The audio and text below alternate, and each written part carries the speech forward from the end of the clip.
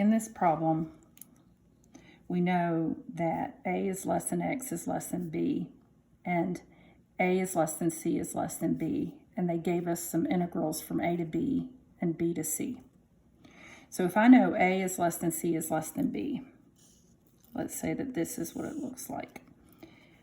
This is a, this is c, and this is b.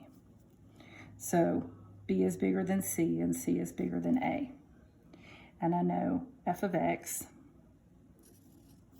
and I'm just drawing a random f of x, and g of x.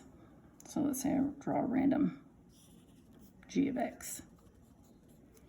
I'm trying to find the integral from a to c of f of x minus g of x.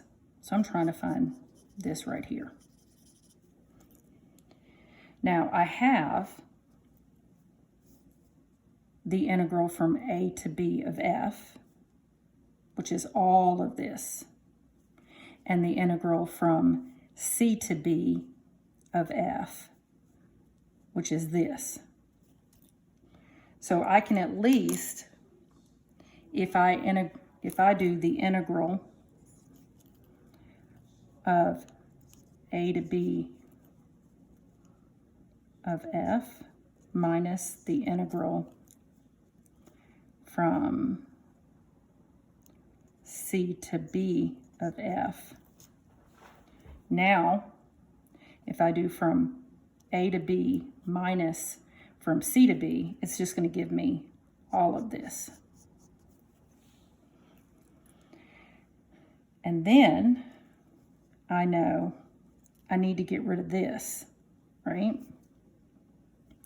Well, I know a to b of g and c to b of g, so I'm going to do minus.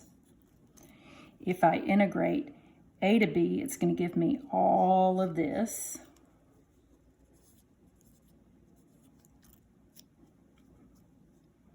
Of g minus the integral from c to b of g. So I now can subtract out this area here. So f from a to b minus f from c to b gives me all of this, and I'm subtracting out a to b of g of x minus c to b, so I'm subtracting this, and it's going to give me this that I need.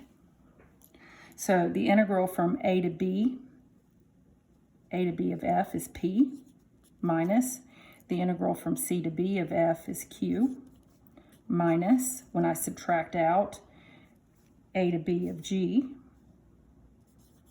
minus c to b of g.